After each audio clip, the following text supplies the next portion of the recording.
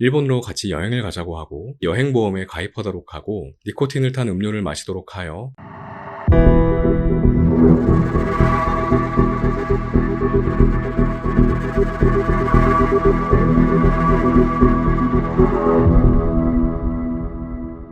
안녕하세요. 판결문 읽어주는 남자 석종욱 변호사입니다. 얼마 전 남편에게 니코틴 원액이 섞인 미숫가루, 흰죽을 먹여서 살해했던 30대 여성이 항소심에서 징역 30년을 받았다는 소식이 전해졌습니다. 이렇게 니코틴 원액을 이용한 살인사건은 이 사건뿐만이 아니죠. 가장 많이 알려진 사건은 대법원까지 갔었던 신혼여행 니코틴 살인사건입니다. 오늘은 신혼여행 니코틴 살인사건의 판결문을 소개해드리려고 합니다.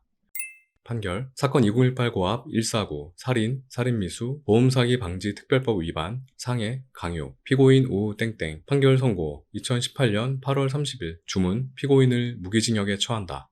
이 사건은 최근에 저희가 뉴스로 접했던 사건보다 더 많은 선고형이죠. 무기징역형이 선고가 되었던 사건입니다. 이 사건의 범죄 사실에 대해서 설명드리도록 할게요. 범죄 사실 1. 상해, 피고인은 헤어스프레이통으로 연인관계인 김씨의 머리 부분을 내리쳐 김씨의 두피에 상처를 가하였습니다. 이 강요, 피고인은 폭행을 가하며 김씨에게 소유의 스마트폰을 벽돌로 내리치라고 명령하여 겁을 먹은 김씨가 벽돌로 이를 파손함으로써 김씨로 하여금 의무 없는 일을 하게 하였다는 행위입니다. 3. 살인미수 및 살인. 피고인은 40세가 되기 전 10억 원 이상을 벌겠다는 것을 목표로 설정하고 일본으로 같이 여행을 가서 동반자를 자살이나 사고로 과장해 살해하고 억대의 보험금을 받아 이를 토대로 피고인의 10억 이상 재산 축적이라는 인생 목표를 달성하겠다는 계획을 세웠습니다. 가. 피해자 황씨에 대한 살인미수. 피고인은 위와 같은 계획에 따라 2016년 12월경 땡땡 고등학교에 재학하던 중 알고 지내던 황씨에게 일본으로 같이 여행을 가자고 하고 황씨로 하여금 수익자를 피고인 자신으로 하는 해외 여행보험에 가입하도록 하고 일본으로 여행을 가 피해자로 하여금 니코틴을 탄 음료를 마시도록 하여 살해한 후 보험금을 수령하기로 마음을 먹었습니다. 피고인은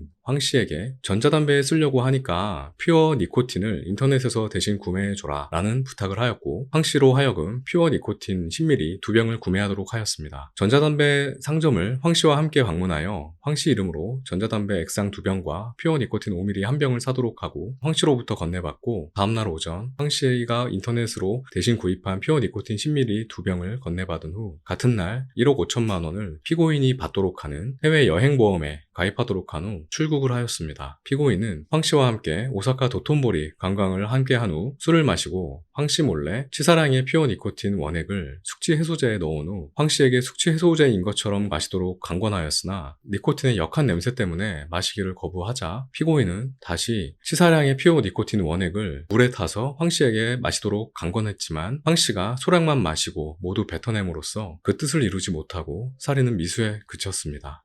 피해자 김씨에 대한 살인. 피해자 김씨는 피고인의 여자친구였거든요. 갓 성인이 되어서 나이가 어렸던 사람이었습니다. 피고인은 황씨를 살해해서 보험금을 타내려는 계획이 실패한 후에 한 달도 지나지 않아서 피고인과 연인 관계였던 김씨가 성년이 되면 혼인신고를 통해서 본인이 자연스럽게 법정 상속인이 되는 것을 이용해서 김씨로 하여금 여행보험에 가입하게 하고 신혼여행을 명목으로 일본 여행을 가서 김씨를 자살로 가장시키고 살해하여 다시 억대의 보험금을 수령할 것을 마음먹었습니다. 피고인은 막 성년이 된 김씨를 설득하여 혼인신고를 하고 2017년 4월경에 신혼여행을 명목으로 김씨와 함께 인천국제공항으로 이동하여 일본으로 출국하게 됩니다. 피해자 김씨가 성인이 된 지 채 1, 2주밖에 되지 않은 시점이었다고 하는데요. 보험금을 타내기 위한 대상으로 삼았던 것 그 이상도 이하도 아니었던 것이었거든요. 피고인은 2017년 4월 25일 숙소에서 신경안정제 등 인체에 무해한 약물을 주사하는 것처럼 김씨를 속인 다음에 이 주사기를 사용해서 김씨의 신체 3곳에 퓨어 니코틴 원액을 주사를 하게 됩니다. 그래서 김씨로 하여금 니코틴 중독에 따른 호흡근 마비에 의한 호흡부전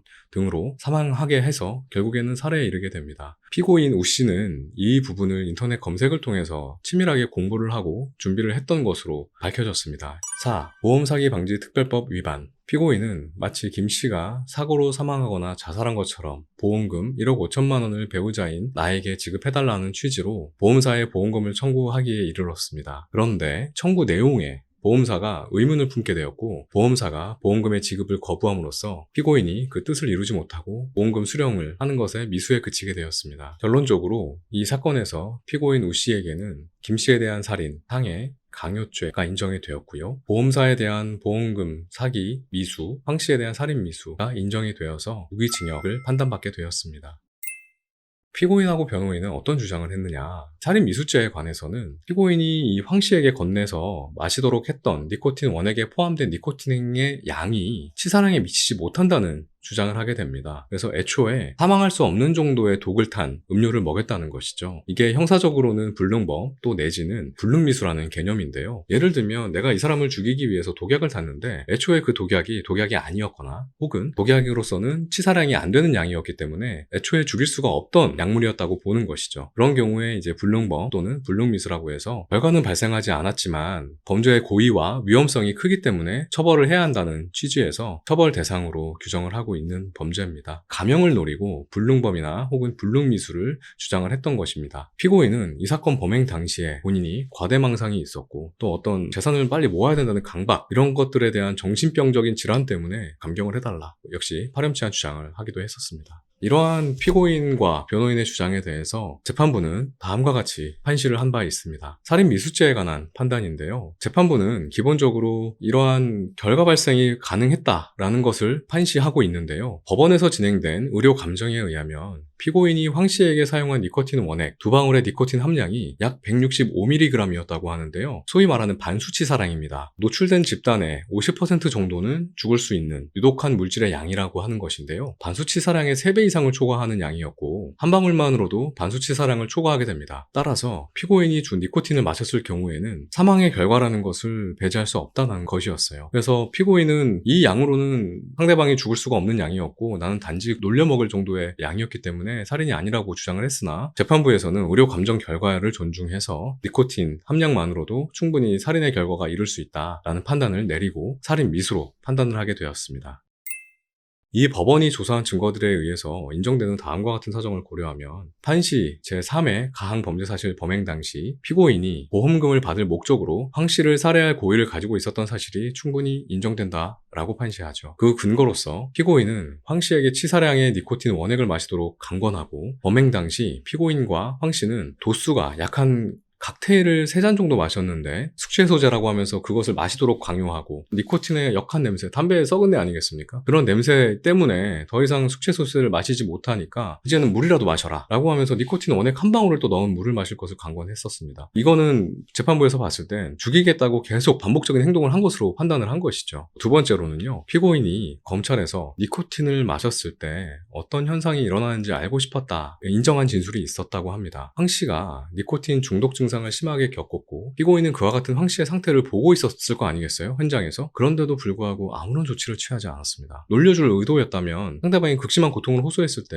심각성을 알아차리고 미안한 마음에 조치를 취했어야 되는데 그러지를 않았었다는 것이죠. 세 번째로는 황 씨와의 일본 여행 당시에 피고인은 여전히 김 씨와 연애를 하고 있었던 상태였고 피고인이 황 씨의 항공권이나 숙박료, 해외 여행 보험료까지도 전액 부담을 해주었거든요. 이게 그냥 일반적인 연인 사이도 아닌데 이런 호의를 베풀었다는 것에서 계획적인 범행이 아니었나라는 것을 재판부는 의심을 했었습니다. 네 번째로는 황 씨는 피고인이 강하게 권유를 하면서 피고인과 일본 여행을 떠나기 전에 해외여행 보험을 가입했다고 제가 아까 말씀드렸잖아요. 이 과정에서 피고인이 여행 보험 신청서를 자신이 작성할 때 피고인과 황 씨는 연인도 아니고 부부도 아니거든요. 그런데도 불구하고 각자에게 사고가 났을 때 보험금을 상대방이 받도록 지정을 했다는 겁니다. 피고인한테 사고가 생기면 황 씨가, 황 씨에게 사고가 생기면 피고인이 보험금을 받게끔 지정을 했다라는 것이거든요. 황 씨 같은 경우는 계약의 내용이 뭔지도 모르고 그냥 서명을 했었습니다. 황 씨의 해외 여행 보험에 관여한 피고인의 일련의 행동들은 상식적인 관점에서는 도저히 납득이 가지를 않는다라고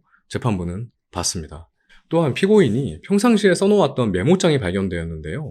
이 메모장에는 황 씨와의 일본 여행에 관련된 자신의 의도와 발견되었을 때 변명할 만한 내용들을 정리해놓은 메모가 있었거든요. 이는 피고인 스스로도 자신의 행동이 범죄라는 것을 인지하고 있었다. 그리고 이러한 내용들이 나중에 문제가 되면 취조와 신문의 대상이 될 수 있다는 것을 예상하고 있었다는 것을 알게 하는 행동들인 것이죠. 이 살인사건 자체가 치밀한 계획하에 이루어졌다는 것을 보여주는 한 증거가 되었던 것이죠. 여자친구였던 김 씨에 대한 살인죄에 관한 판단을 적고 있습니다. 피고인은 처음에는 김 씨가 자살한 것이라고 주장을 하다가 세 번째 경찰 조사 과정에서 자신이 김 씨의 자살을 교사 내지 방조하였다고 진술을 번복했습니다. 그런데 재판 과정에서 조사된 증거들에 의하면 김 씨에게는 자살할 동기가 아무것도 없었다는 겁니다. 그리고 피고인은 김 씨를 살해하는 과정에 대한 세부적인 계획을 세워놓은 정황들이 여러 가지가 발견되었고, 김 씨의 자살과는 부합하지 않는 여러 가지 객관적인 정황들이 존재하기도 했었고요. 김 씨의 사망 이후에 피고인이 보인 이해할 수 없는 행동들이 또 있는데, 첫 번째로는 김 씨가 자살할 동기가 없었다는 거거든요. 김 씨의 가족들이나 친구들은 어머니와 어떤 가족들과 갈등이 있기는 했지만 그것 때문에 스스로의 인생을 비관하거나 아니면 자살을 생각할 정도는 아니었고, 오히려 피고인을 만난 다음에 피고인의 폭행이나 무시, 그로 인한 갈등으로 인해서 자해가 있었다 라는 진술이 또 나왔고, 결과적으로는 피고인 때문에 더 큰 고통을 받은 것이지 가족들의 문제는 아니었다라는 진술이 다수 나오게 되었고요. 특히 이제 김 씨가 이 피고인의 악행 때문에 피고인의 친누나에게 피고인으로 인한 고통을 호소한 적이 있었다고 합니다. 피고인이 아니라 김 씨의 편을 들어서 김 씨를 위로해줬던 대화 내역들이 나오게 됩니다. 김 씨가 지인들에게 문자를 보낸 내용도 나왔는데요. 피고인과 이 관계가 너무 지치고 힘들다, 이 고통을 호소하는 문자가 또 여러 나왔습니다. 이 피고인이 주장하고 있는 피해자의 정신적인 어려움에 관해서도 조사를 해보았지만 김 씨가 살면서 단 한 번도 어떤 우울증이라든지 수면장애 등을 비롯한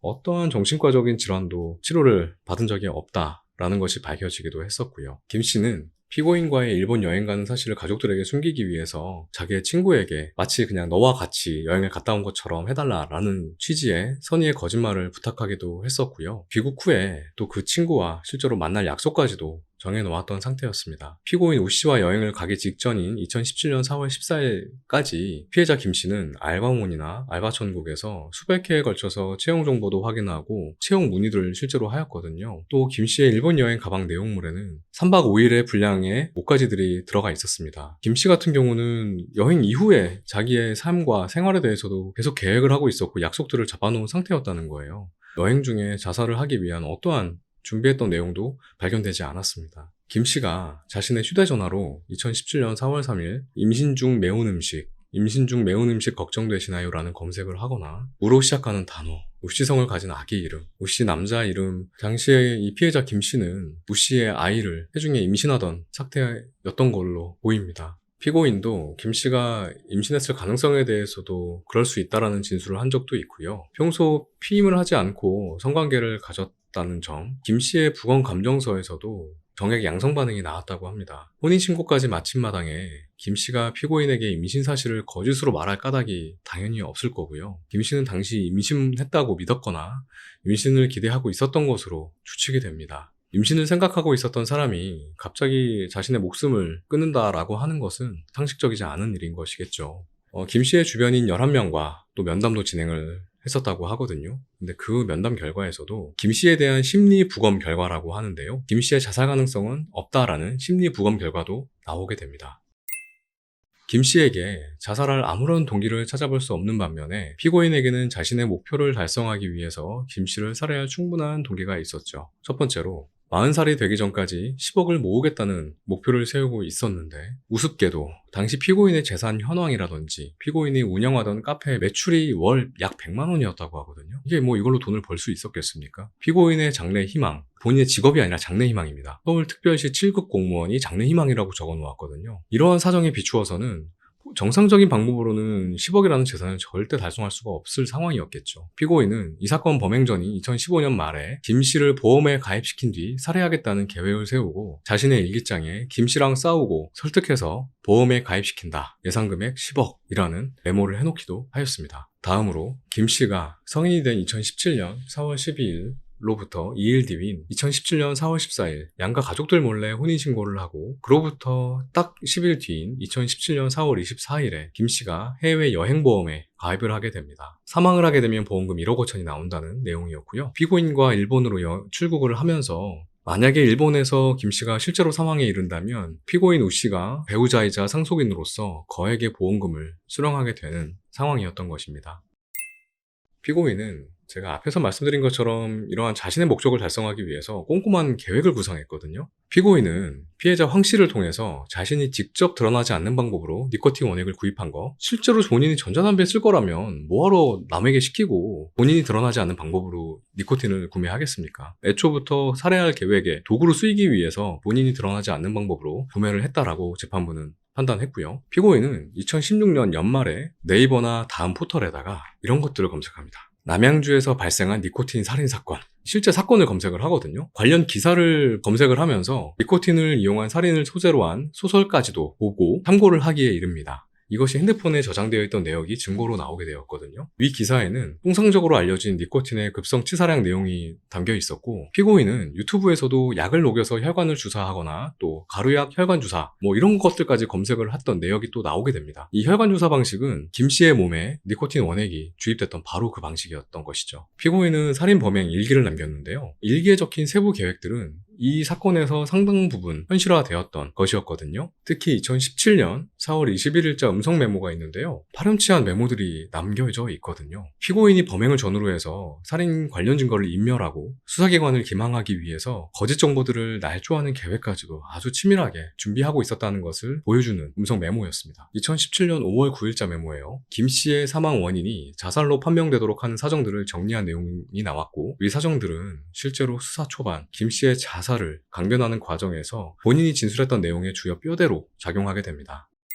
범행 후의 정황도 이해할 수 없는 행동들이 너무 많았습니다. 피고인은 김 씨 사망 이후에 김 씨의 친언니가 피고인에게 전화를 했던 시각 같은 날 10시 50분경까지 약 8시간 동안 김 씨의 가족들에게 김 씨의 사망 사실을 알리지 않고 은폐하고 있었습니다. 정상적인 상황이라고 한다면, 심지어 김 씨가 자기를 위해서 자살을 해준 게 맞다라고 한다면 바로 그 가족들에게 알리기라도 했겠죠. 근데 오히려 그 사실을 숨겼고 알리지 않았다고 알려져 있고요. 또 김 씨의 사망 당일날 피고인은 혼자 관광을 하면서 일본인 여자 둘을 만나 스티커 사진을 찍고 노래방을 가는 등 사람을 살해하고 나서 본인은 관광을 즐기는 어처구니 없는 행동을 했다라고 알려졌습니다. 피고인은 2017년 4월 27일 여행 중이죠. 그 경험을 김 씨야, 오빠는 일본에서 좋은 친구를 2명이나 사귀었어요. 역시 일본의 여자는 한국에 비해 조금 잘해줘도 쉽게 감동받고 하는 것 같아요. 일본의 남자들은 뭘 하고 있는 걸까요? 바보들이에요. 김씨 너에게 여자를 배려하는 법을 배웠기 때문에 이렇게 쉽게 느껴지는 거라고 생각해요. 고마워요. 짐승만도 못한 일기장을 써놓았습니다. 이렇게까지 아무런 죄책감을 느끼지 않고